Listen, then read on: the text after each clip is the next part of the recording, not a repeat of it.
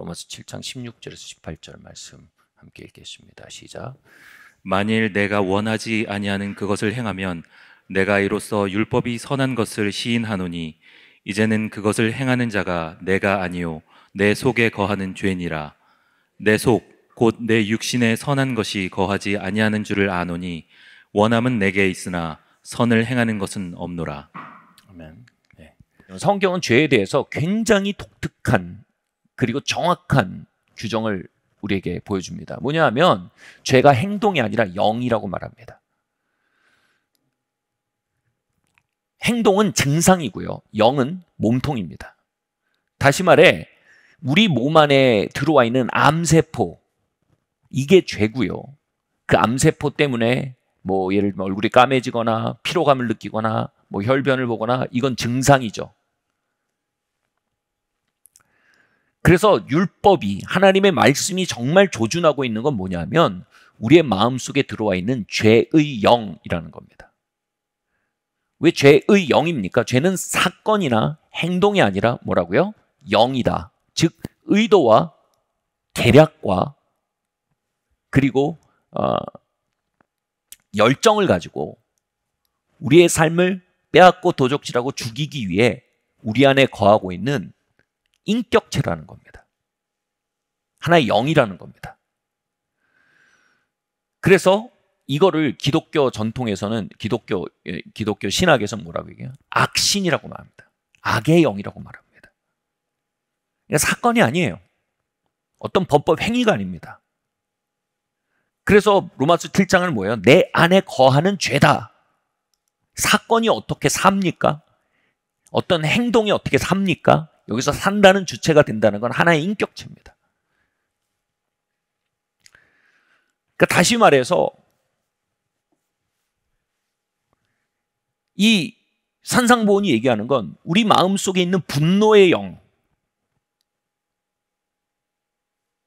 자체에 대해서 지적하면서 그 분노의 영을 씻어내라. 그 분노의 영 자체를 억제하거나 분노의 영 자체를 가리거나 하며 살지 말고 분노의 영 자체를 씻어내라. 거기서 벗어나라. 해방되라. 라고 말씀하고 계신 거였어요. 우리는 사람들을 용서하기 원하고요. 사랑하기 원하고요. 우리 하나님을 신뢰하기 원하고요. 우리는 성결하길 원합니다. 그 원함으로 마음을 정하고 나아가려 할 때 우리는 전혀 모르던 자신을 만나게 됩니다. 그 모든 것을 향해 거슬러 행하는 아주 교묘하고 집요하고 열정적인 방식으로 그 하나님의 길을 거스려 행하려는 또 다른 내가 있음을 만나게 됩니다. 로마서 8장은요, 그 또 다른 나에 대해 육신이라고 말합니다. 육이라고 말합니다. 육신의 생각은 하나님과 원수가 되나니 이나 하나님의 법에 굴복지 아니할 뿐 아니라 할 수도 없으니라. 육신에 있는 자들은 하나님을 기쁘시게 할 수 없느니라.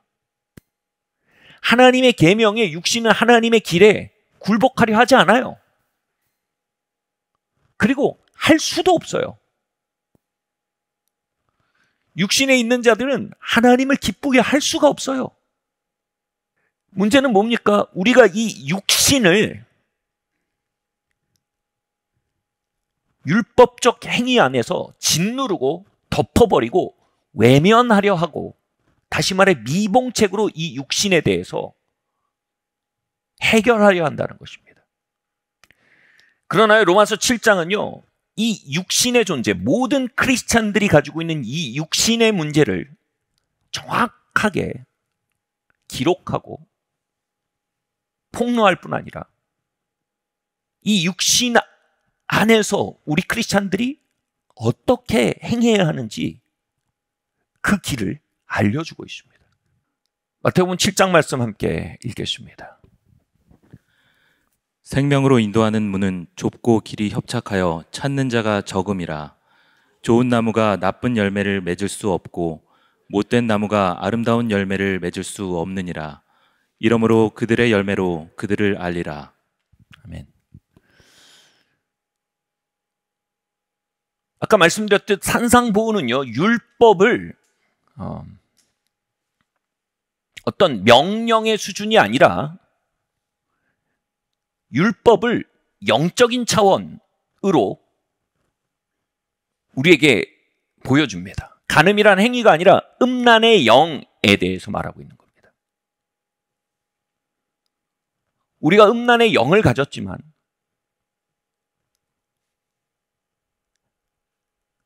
간음이라는 행위를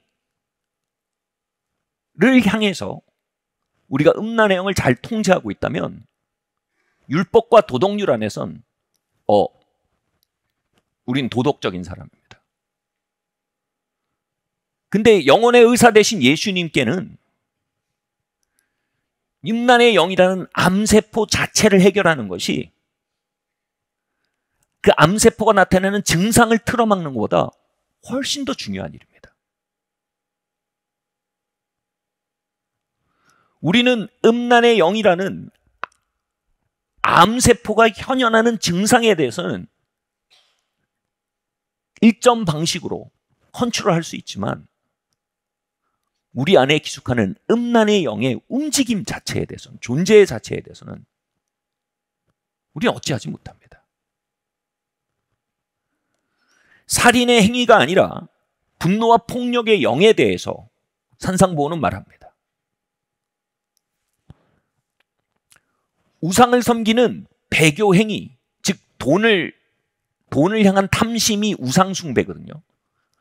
우상을 섬기는 배교 행위가 아니라 재물에 대한 염려와 두려움의 영 자체에 대해서 산상보훈이 말합니다. 산상보훈이 말하는 건 뭡니까?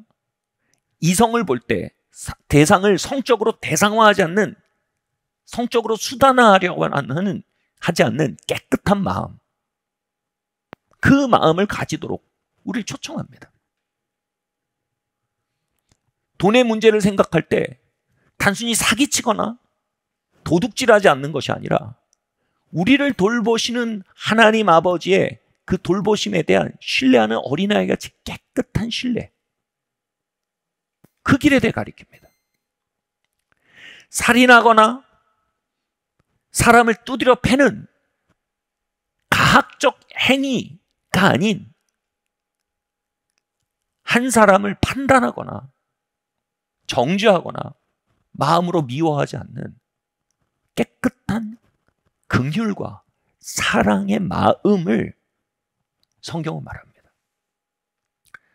그것은 우리 안에 거하는 죄의 세력으로부터 노임받은 길을 걷는 것에 대해 말합니다. 이걸 산상보호는 좁은 길이라고 말합니다. 넓은 길은 뭐냐면요, 율법주의의 길입니다. 그냥 살인하지 않으면 됐다 이겁니다. 간음하지 않으면 됐다 이겁니다. 그 영이 내 안에 있는지 없는지, 그 영이 내 안에 살아 움직이고 그 암세포가 내 안에 움직이면서 사랑을 저해하고, 그 암세포가 내 안에 움직이면서 신뢰를 저해하고, 그 암세포가 내 안에 움직이면서 긍휼을 저해하고, 그 암세포가 내 안에 움직이면서 그리스도의 생명이 내 안에 흘러나오는 것을 저해하는 것에 대해선 관심이 없어요. 그냥 그 행위를 하지 않고 있는 것 자체가 중요한 겁니다. 이거 율법주의입니다. 또 넓은 길, 다른 넓은 길은 뭡니까? 무율법주의입니다. 우리가 율법에서 노임을 받았으니까 우리는 이제 그것을 꼭 그렇게 살지 않아도 된다라고 얘기하는 겁니다.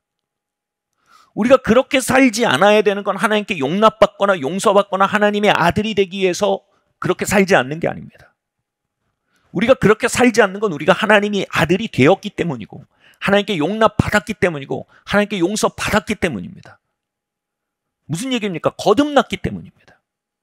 우리가 그렇게 살아야 하는 것은요, 이제 하나님의 시험을 통과하기 위해서가 아니라 개의 생명을 가졌던 자가 곰의 생명을 가진 자로 거듭났다면요, 이제 그는 곰으로서 사는 것이 그 생명을 풀어놓으며 현현시키며 효과적으로 행복하게 자유롭게 충만하게 사는 길이라 이겁니다.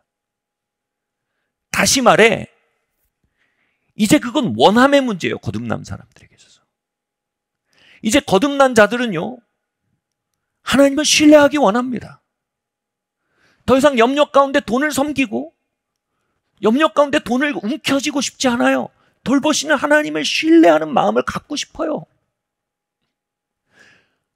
그 신뢰하는 마음을 거듭난 사람이 가졌다는 게 아니에요. 거듭난 사람은 갖고 싶어 합니다. 거듭난 사람은요, 이제 더 이상 사람을 성적 대상화시켜서 그들을 나의 성적인 자극의 도구로 삼는 일에 대해서 불결하고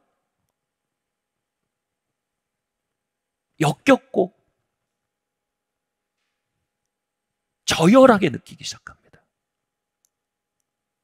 그는 진정한 친밀함 안에 사람들과 연결되기 원하지 상대방을 자신의 즐거움을 위해 수단화하는 방식으로 즐거움을 찾는 일에 대해 연결되는 방식에 대해 이제 그들은 이제 지쳐 권태감을 느낍니다. 그들은 이제 순결한 방식으로 사람들을 목적으로 사랑하고 교제하는 일로 연결되기 원합니다. 즉 무율법주의와 율법주의, 이 모든 것이 넓은 길입니다. 거듭난 자들은 이제 좁은 길 안으로 불림받고 있다는 거예요. 생명의 길이랍니다. 좁은 길이요. 생명, 무슨 생명입니까? 거듭난 예수 그리스도의 말씀과 복음으로 거듭나서 우리 안에 들어온 새 생명, 예수님의 생명, 거듭난 생명, 하나님의 생명이, 거룩한 생명이 우리를 통해서 풀려져 나오는 라이프 스타일. 곰의 생명이 곰처럼 살고, 새의 생명이 새처럼 살고, 물고기의 생명이 물고기처럼 살아내는 우리의 생명과 라이프 스타일이 일치된 상태. 우리의 생명이 라이프 스타일이 갇힌 게 아니고요. 곰의 생명을 가졌는데 개처럼 살아서 뻑뻑한 게 아니고요. 우리 안에 있는 생명이 우리의 라이프 스타일과 일치돼서 마음껏 흘러나오는 상태. 그 상태를 향해 나아가는 것 자체가 좁은 길이라는 겁니다. 이게 왜 좁은 길입니까? 우리 안에 있는 거듭난 생명과 속사람은요, 하나님이 말하는 바, 예수님이 가르친 바에 대해서 즐거워합니다. 아, 그래. 나 정말 하나님의 아버지의 돌보심만 믿고 어린아이처럼 신뢰하고 살아가기 원한다. 그럼 얼마나 가볍고 자유로울까? 소망합니다. 그래, 내가 용서하고 자비로서 사람을 대하고 이전의 아픔을 툴툴 털고 현재를 살고 또 나의 내일을 향해 나가고 싶다. 나 이제 더 이상 과거에 갇혀 있고 싶지 않다. 그게 얼마나 좋은가? 그들은 그거에 대한 소원을 갖게 됩니다. 즉 하나님의 계명이 말하는 바에 대해서 이제 이걸 지켜야 천국 가지, 이게 아닙니다. 하나님의 계명이 말하는 바에 대해 그 생명이 선호합니다. 그걸 지향합니다.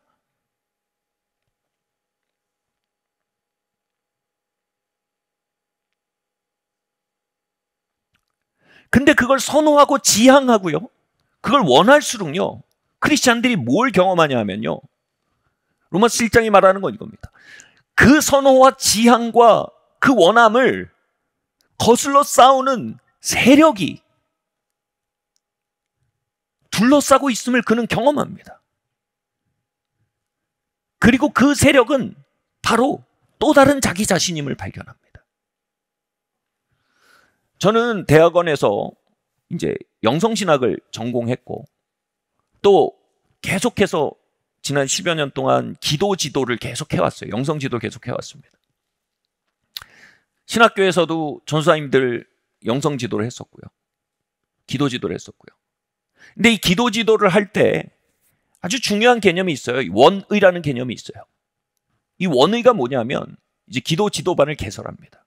그럼 훈련 코스가 있어요. 그럼 여기서 중요한 게 자발성이에요. 그 사람이 그 자리를 선택해서 오게 해야 돼요. 뭐 예를 들어서 기도 지도를 선택해서 오지 않으면 졸업을 못 한다든지 이런 강제성이 있으면 안 돼요. 그러면요, 그 반을 개설하면요, 뭐 한 30명 받으면요, 거의 뭐 300명이 지원을 해요. 그러니까 강의가 딱 열리면 밤 12시에 열리면 30초 만에 풀북이 돼요. 뭐라고 해요? 수강 신청이 가득 찹니다. 그만큼 그걸 원해요. 정말 많은 사람들이 그리스도를 가까이 하기 원합니다. 그리스도의 길을 걷기 원합니다. 그리스도와 친교하기를 원합니다. 그리고 그분을 닮아가기 원합니다. 그게 원의예요, 원의. 그 원의를 가지고 딱 시작을 했는데 문제는 뭡니까? 우리가 신데렐라 이야기가 그러잖아요. 왕자와 신데렐라가 만나서 그 뒤로 행복하게 살았더라. 그거 끝날 것 같지만 안 그렇다는 거예요. 신데렐라가 왕자와 만났을 때 얼마나 그 안에 역기능들이 많았을까요?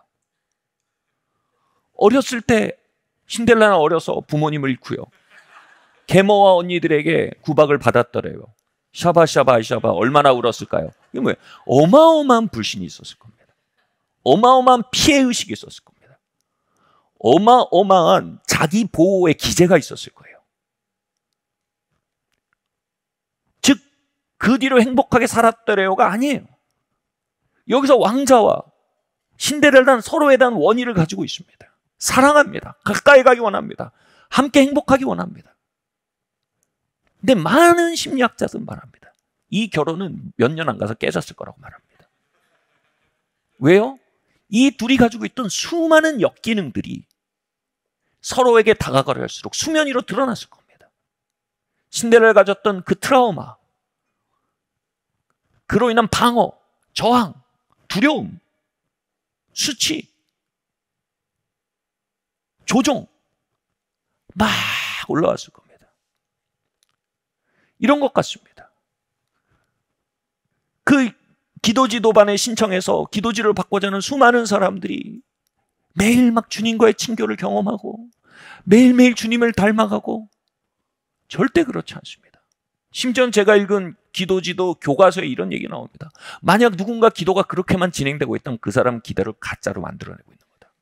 그 기도의 진정성을 의심해라. 어땠어요? 어저께 주님과 너무 행복했어요. 어땠어요? 다음 주도 너무 좋았어요. 세 번째 어땠어요? 와, 정말 더 좋아요. 그렇지 않다는 겁니다. 거기에 반드시 우리 안에 저항이라는 것이 있음을 만나게 된다는 거예요. 다시 말해 왜 우리가 주님께 나아가기 원하지만 그렇게 나아갈 수 없었을까요? 우리가 주님께 나아가지 못하도록 가두어 두고 있던 시스템 안에 우리가 있음을 우리가 주님께 나아가려고 할 때 만난다는 겁니다. 마치 이런 것 같습니다. 저는 어렸을 때 뒤에 뒷산에 이 언덕이랑 산이 있는 동네에서 태어났어요. 그리고 제가 다니던 초등학교가 그 언덕 위에 있었습니다. 그때까지는 저는 초등학교를 다니기 전까지는 책가방이 얼마나 무거운지 몰랐어요.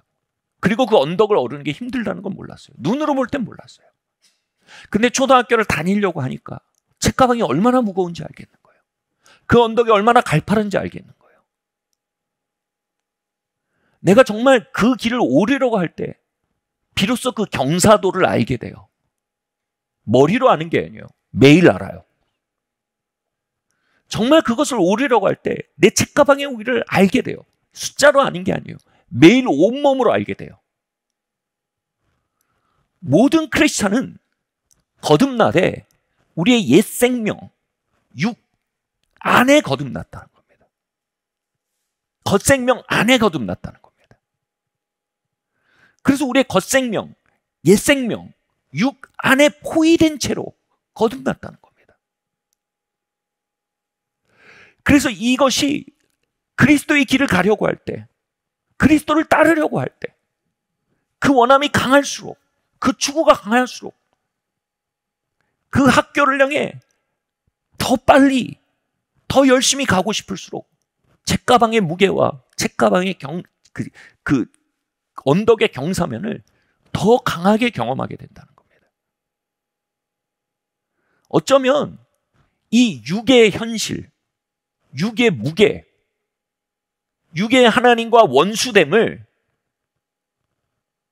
교리로 알고 체험으로 알지 못하는 자가 있다면 그들은 아직 진짜 크리스천 라이프를 시작해보지 않은 사람들입니다.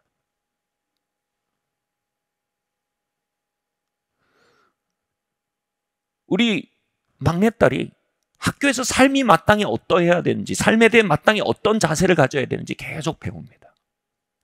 그리고 제가 살아가는 모습을 보면 얼마나 훈수를 많이 두는지 모릅니다. 그럼 저는 아이에게 이렇게 말해요. 너도 살아봐. 그게 말처럼 쉽지 않아. 네가 살아보지 않아서 그렇게 얘기하는 거야. 삶이 가지는 저항, 그 교묘함, 그 집요한 역풍들, 그렇게 네 생각대로 이렇게 안 돼. 말대로 안 돼. 넌 아직 그 오르막을 책가방을 지고 올라보지 않은 거예요. 그냥 이렇게 가면 되잖아. 그건 이론인 거야. 다시 말해, 우리는 우리의 크리스천 라이프에 대해서 이론과 현실의 갭을 경험할 수밖에 없다는 겁니다. 놀랍고 감사한 건요, 그 이론과 현실의 엄청난 갭을 로마서 7장이 낱낱이 기록하고 있다는 것입니다. 우리의 옛사람이 얼마나 하나님과 원수된 옛사람인지 우리는 크리스천 라이프를 시작해보기 전에 몰랐습니다. 하나님의 계명을 살아보려고 하기 전에 몰랐습니다. 좁은 길을 가보려고 하기 전에 몰랐습니다. 그런데 하나님을 사랑하게 될수록, 그분의 계명을 따르고 싶을수록, 그분의 길을 걷고 싶을수록 우리는 얼마나 우리 안에 하나님과 원수된 본성이 있는지 깨알같이 알게 되는 것입니다. 내 안에 죄의 법들이 얼마나 교묘하고 집요하게 나를 그리스도로부터 떨어지게 만들려고 하는지, 얼마나 내 안에는 앙심과 정죄와 판단의 세력이 나를 성도의 교제와 사랑의 삶으로부터 밀어내려 하는지, 얼마나 염려와 탐욕의 세력이 나를 하나님을 신뢰하고 단순하게 살아가는 그 믿음의 삶으로부터 얼마나 밀어내려 하는지, 마치 신데렐라와 왕자가 서로를 그리워하기만 하고 결혼을 시작하지 않았을 땐 그 역기능을 만날 수 없었던 것처럼,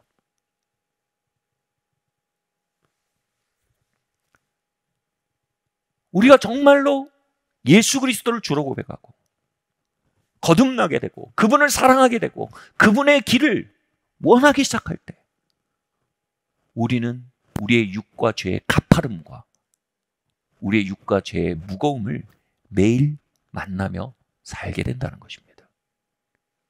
역설적으로요, 이 경험은요, 단편적으로 보면 이것이 우리가 크리스찬이 아닌 것처럼 말하는 것 같지만 로마서 7장은 말합니다. 이게 진짜 크리스찬임의 증거라는 겁니다. 여러분, 그 죄의 압력을 경험하십니까? 그 육의 경사면을 기어오르는 듯한 경험을 하십니까? 셀리더가 말해요. 신뢰하세요. 그러면 이를 악물면서 돌이키면서 이렇게 보고, 그게 마음대로 되나요? 경험하시나요? 저도 그러고 싶습니다. 근데 그게 마음대로 되나요? 그러고 싶습니다. 그게 말처럼 되나요?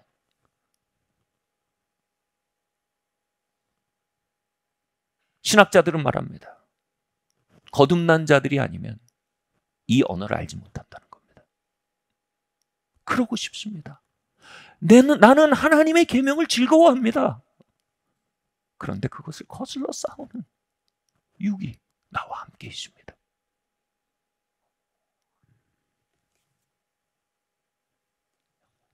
대사도가 뭐라고 합니까? 내가 원하는 바 선언하지 않고 도리어 원치 않는 바 악을 행하는도다. 내가! 너희랑 나랑 한 종자야. 네 체험이 내 체험이야.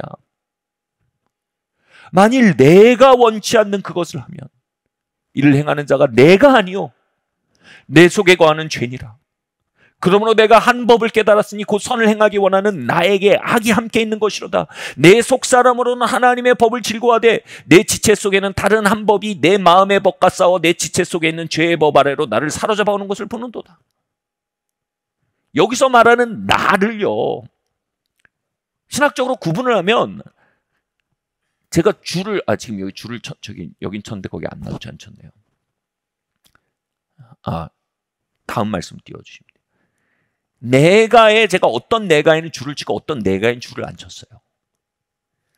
여기서 말하는 한 내가는 속사람이에요. 여기서 말하는 다른 내가는 내 껍데기예요. 그래서 이걸 구분해서 읽으면, 설명하면 알던 것도 모르게 돼요. 진짜 복잡해요. 근데 진짜 거듭난 사람들은요, 이걸 읽으면 그냥 알아요. 그냥 알아먹어요. 분석해주지 않아도 돼요. 오히려 거듭나지 아니하고 참으로 하나님의 길과 하나님의 계명을 즐거워하지 않고 하나님을 사랑하지 않는 자들은요, 이걸 쪼개서 분석을 해줘야 좀 알까 말까 합니다. 같이 한번 읽어볼까요? 시작. 내가 원하는 바 선은 행하지 아니하고 도리어 원하지 아니하는 바 악을 행하는도다. 만일 내가 원하지 아니하는 그것을 하면 이를 행하는 자는 내가 아니요 내 속에 거하는 죄니라. 그러므로 내가 한 법을 깨달았노니 곧 선을 행하기 원하는 나에게 악이 함께 있는 것이로다. 내 속사람으로는 하나님의 법을 즐거워하되 내 지체 속에서 한 다른 법이 내 마음의 법과 싸워 내 지체 속에 있는 죄의 법으로 나를 사로잡는 것을 보는도다. 아멘. 여기 보편적인 크리스천 라이프에 대해서 이렇게 얘기합니다. 두 가지 내가 나온다. 하나는 하나님의 계명을 즐거워하고 그 안을 걷고자 하는 나입니다. 또 하나는 그것을 번번이 좌절시키고 끌어내리는 나의 지체라고 말합니다. 육이라고 말합니다. 그리고 그 육 안에는 죄가 있다고 말합니다. 하나님의 길을 가고자 하는 나만 혼자 서 있으면 얼마나 좋습니까? 그런데 그 나에게 하나님의 것이라면 저항하고 쉽게 오해하고 거부감을 보이고 반감을 나타내는 나의 육, 즉 악이 함께 묶여져 있음을 이 거듭난 자들은 하나님의 길을 가려 할 때 만난다는 겁니다. 그리고 내 지체, 즉 육 안에 있는 죄가 나의 육을 앞세워서, 내 옛사람을 앞세워서 나의 속사람, 즉 거듭나서 하나님의 길을 걷고 싶어하고 그 안에 사는 것이 오히려 자유롭게 여기고 그렇게 살고 싶다라고 말하는 우리의 영을 종종 뭐라고 말합니까? 사로잡는데요. 사로잡는데요. 이 사로잡는다는 말은요, 긴 창으로 위협을 해서 포로로 잡아서 끌고 간다는 겁니다. 그래서 다른 길로 벗어나면 푹 찔른다는 거예요. 우리가 누군가를 용서하려면 우리의 육이 우리 안에 있는 앙심을 이용해서 푹 찔른다는 거예요. 어디 가려고 해? 용서하지 마. 너 쓴맛 보고 싶어?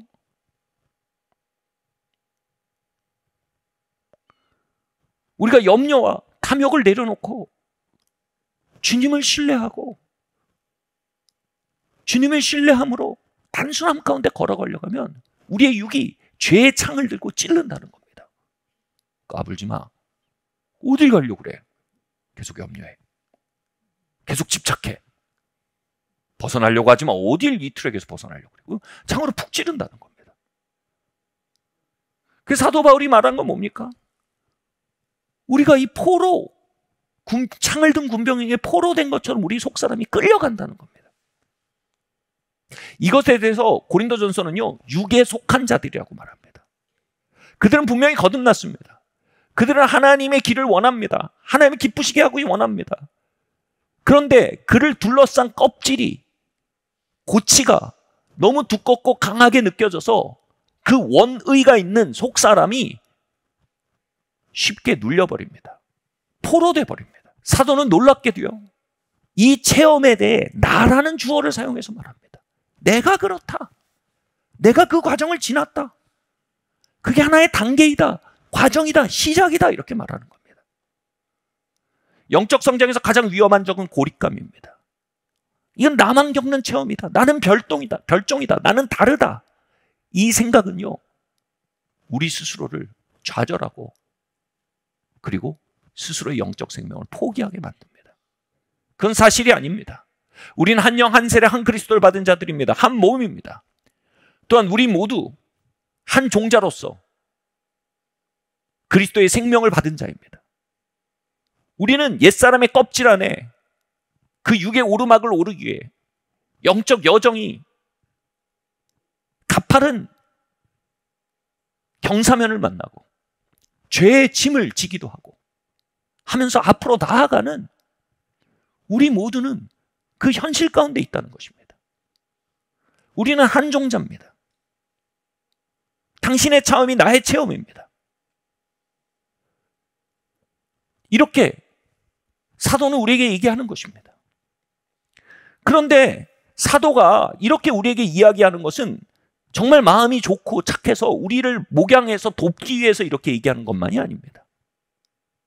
사도는 이렇게 자신의 이야기를 개방하는 것을 통해 굉장한 영적 유익을 스스로 얻고 있는 것입니다. 그는 뭘 하고 있는 걸까요? 그는 지금 겸손의 파이를 먹고 있는 겁니다. 그는 이렇게 말했습니다. 내 속으로는 하나님의 법을 즐거워해도 내 지체 속에 다른 법이 내 마음의 법과 싸워 내 지체 속에 있는 다른 법 아래로 나를 사로잡아 오는 것을 보는도다. 영어로 이런 표현이 있어요. Let's be real. 우리 SNS에 사람들의 삶을 보면요, 어쩜 그렇게 완벽하게 사는지 모릅니다. 어쩜 그렇게 좋은 곳만 먹고 좋은 데만 가고 좋은 기분만 누리고 좋은 사람만 만나는지 모릅니다. 거기에 보여주고 싶은 나만 가득합니다. 보여주고 싶지 않은 나는 다 필터링 됩니다. SNS에만 필터링 됩니까? 보여주고 싶지 않은 나는 나의 의식으로부터도 필터링 된다는 겁니다. 그 필터 기능을 끄라는 겁니다. 그 필터 기능을 역행하자는 겁니다. 사도는 그 필터 기능을 꺼버린 겁니다. 겸손의 파이를 먹는다는 말은요, 예전에 2007년 제가 갔던 한 리더스쿨에서 막 선교사님들, 목사님들 모인 리더스쿨이었어요. 한 강사 목사님이 쓴 표현이었습니다. 강사 목사님이 겸손의 파이를 먹자라고 얘기하면서 이렇게 말하는 겁니다. 이분이 순회 사역을 하는 분입니다. 이분이 독일에 갔을 때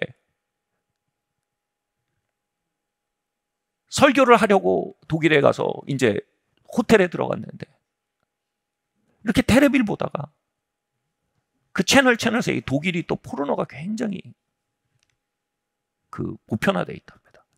채널을 넘기다가 순간 포르노 채널에 빠진 거예요.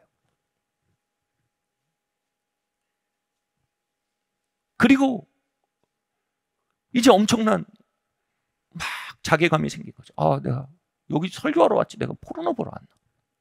내가 지금 목사로 왔는데 이게 뭐 하는 짓인가? 그 순간 성령께서 감동하시는 겁니다. 겸손의 파이를 먹을 시간이다. 그분이 피터, 내 이름이 피터. 이제 겸손의 파이가 오븐에서 다 구워졌구나. 이렇게 감동하신 거예요.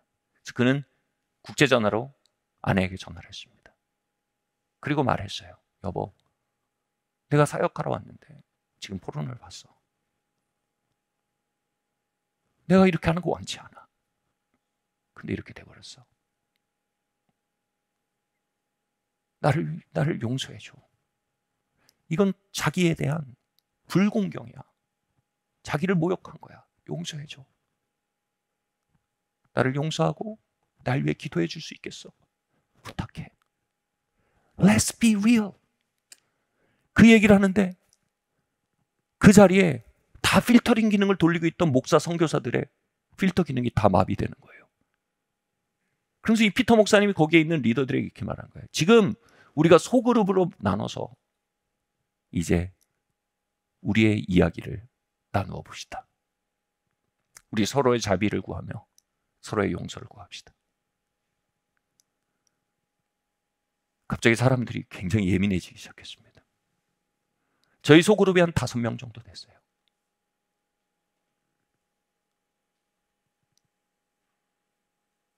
그리고 그 피터 목사님부터 껐던 필터링 기능을 끄는 그 도미노가 시작이 됐어요. 한 러시아 선교사님이 얘기했어요. 저는 마피아 출신입니다. 마약을 하던 사람입니다. 주님을 만나고 회개하고 마약도 끊고 마피아 돼서 나왔습니다. 근데 제 삶에는 비밀이 있습니다. 제가 음란물을 끊을 수가 없습니다. 이 음란물이 나의 가정과 나의 사역을 파괴할 것이 나는 두렵습니다. 나를 용서해 주십시오. 날 위해 기도해 주십시오. 그리고 난 정말 이것을 원하지 않습니다. 나는 성결하게 원합니다. 나는 자유롭게 원합니다. 나는 아내를 한 마음으로 사랑하기 원합니다. 나는 정결한 마음으로 사역하기 원합니다. 영국에서 온 목사님이 다음 이야기를 시작했습니다. 그 자리는 자에게 너무나 익숙치 않은 자리였습니다.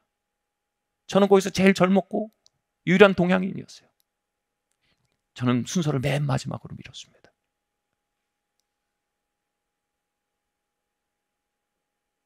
그리고 모두가 그 필터를 끈 자리에서 Let's be real.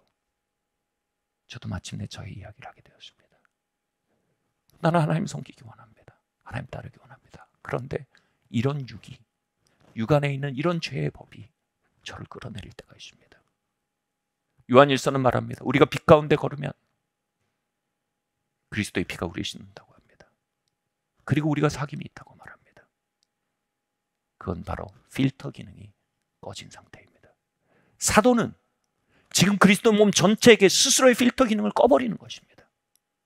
그 거룩한 도미노를 일으키기 위함이자 스스로 그 필터 기능을 끈으로 그리스도의 피가 자신 안에 흘러들어오도록 개방하는 것입니다.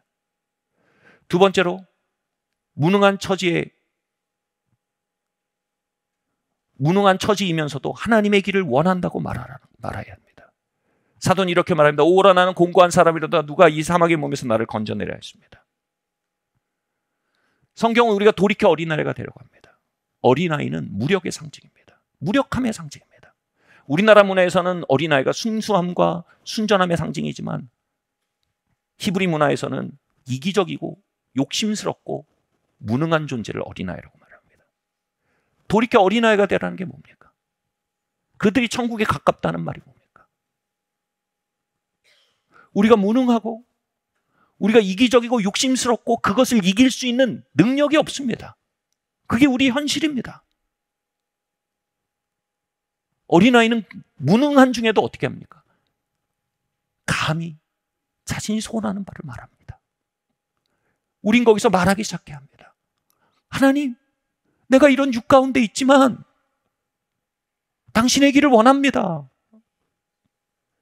내가 이런 염려와 두려움 가운데 있지만 예수님, 나는 신뢰 가운데 걷기를 원합니다. 마지막으로요, 우리는 그분의 이름을 불러야 합니다. 사도는 이렇게 말합니다. 우리 주 예수 그리스도로 말미암아 하나님께 감사하리로다. 그는 순간 그리스도의 이름을 외쳐 부르기 시작합니다. 성경은 말합니다. 의에 줄이고 목마른 자는 복이 있나니 저들이 배부를 것이며. 여기서 배부를 것이염이 신적 수적태입니다. 이건 하나님이 우리에게 행하실 일입니다. 우리는 뭐예요? 의에 줄이고 목마른 상태가 되는 것입니다. 마음이 상한 상태가 되는 것입니다. 애통한 상태가 되는 것입니다.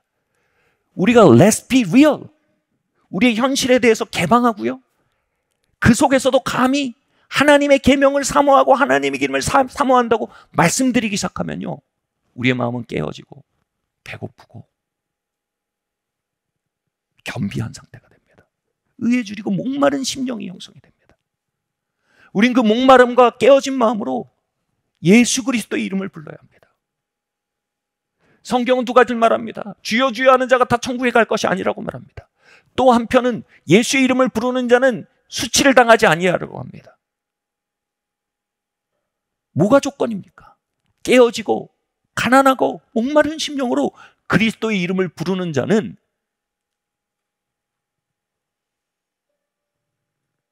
수치를 당하지 않을 것입니다. 건져질 것입니다. 구조될 것입니다. 주님을 신뢰하며 외치는 외침은요, 주님의 보좌를 하늘에서 땅으로 끌어내리는, 주님의 구조선을, 성령의 능력을 하늘에서 땅으로 끌어내리는 강력한 무전기가 됩니다. 우리 자리에서 일어납시다.